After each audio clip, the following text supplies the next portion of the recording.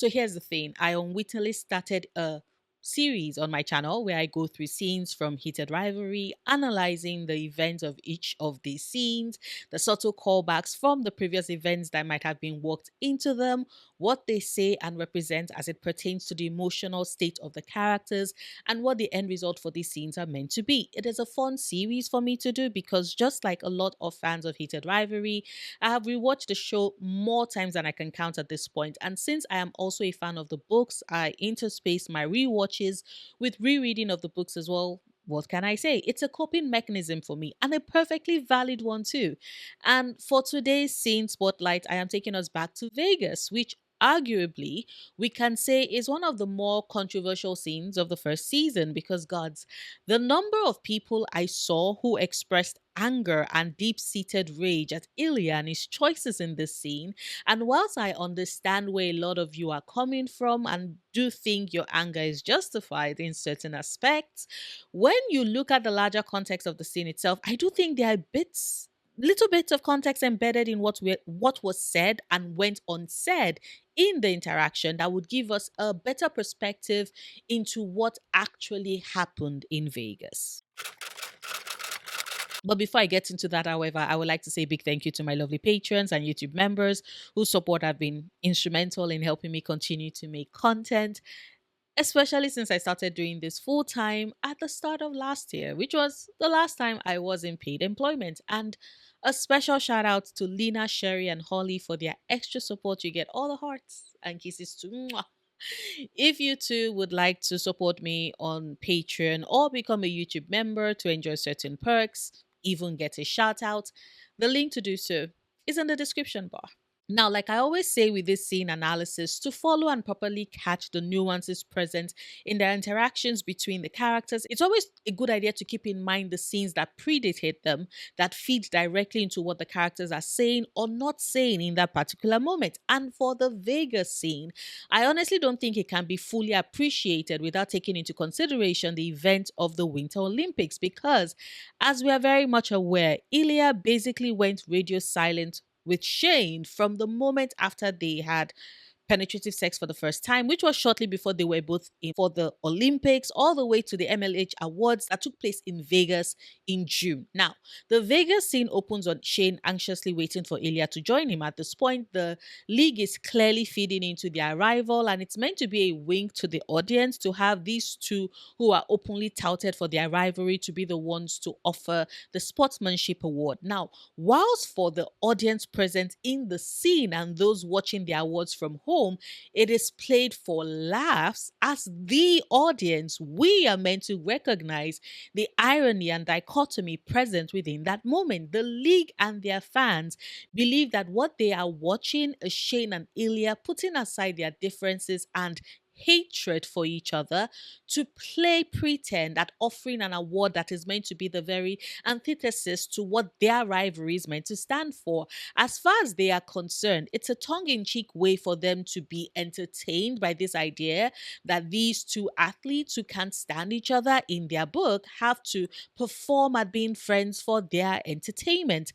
The joke is on them, however, because what they do not know, but what we, the audience, are very much aware of, is that good natured ribbon that is being displayed for them to see and enjoy isn't an act. It is more the truth of Shane and Ilya's relationship. And instead, it is their play at their rivalry, which they think is reality.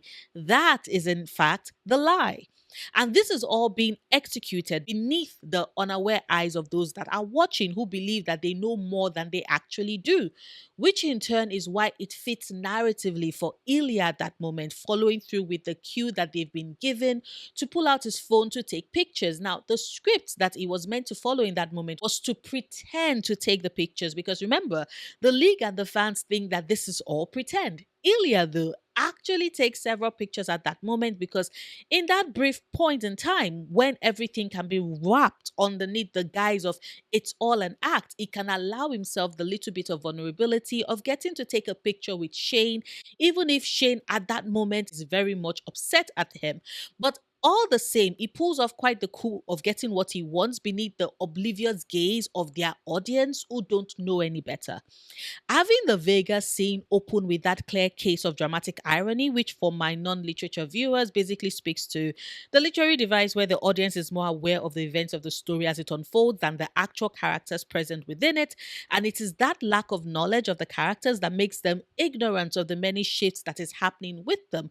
It's a great way to have we, the audience, tisk at the award show organizers and the audience and the league who are so much in the dark about the true nature of Shane and Ilya's relationship, whilst at the same time we watch Shane and Ilya grapple in the dark about their relationship and the many things that are left unsaid, the information that neither of them are sharing, mostly Ilya at this point, which means that as the outside observers, we get to see so much more than what is present on the surface for these characters as well.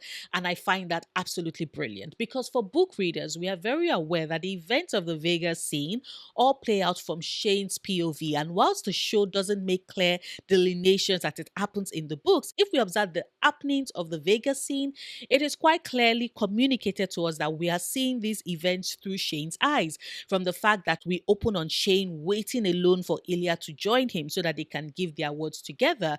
Just like Shane, we have no idea where Ilya has been, what kept him waiting, and why he did not arrive until about 30 seconds before they were to go on stage. And after they give out the awards, the camera focus is still on Shane walking away to the bathroom, trying to find a moment of privacy before he's joined shortly afterwards by Ilya. Now, in the books, we get the subtle hint that Shane was fully expecting Ilya to follow him via his choice to not lock the door to the bathroom after he enters.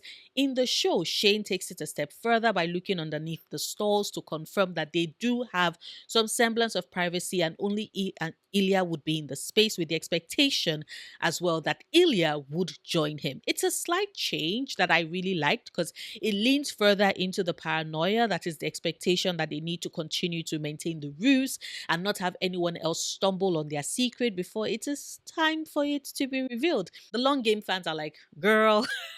Now, like I said earlier, the event at the Olympics plays such a crucial role in Shane and Ilya's interaction in Vegas. We get the confirmation from Shane that they haven't communicated since the unanswered text he had sent to Ilya during the games.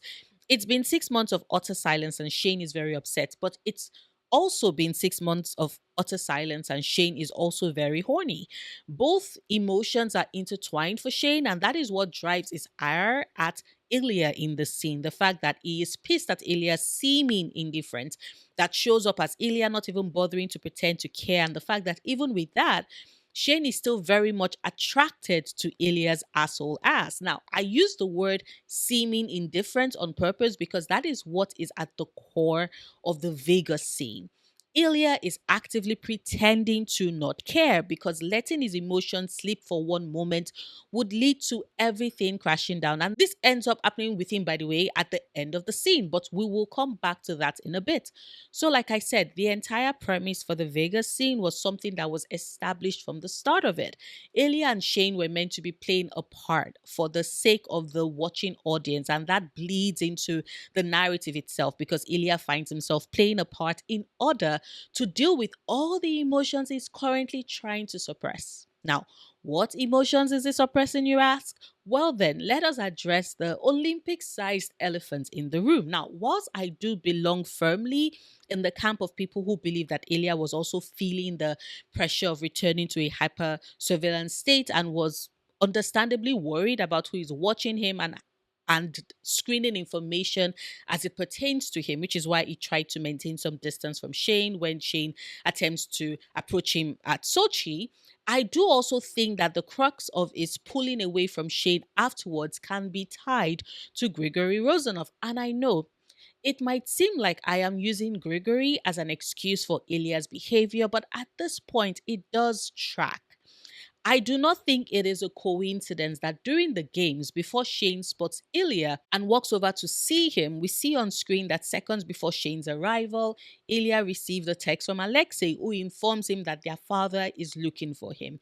That automatically colors Ilya's interaction with Shane. It's already soured his mood even further, and Shane showing up with the lightness that he brings whenever they are together, because once again, the show does actively paint it on screen that Ilya is at his most open, most vulnerable, least closed off when he is with Shane.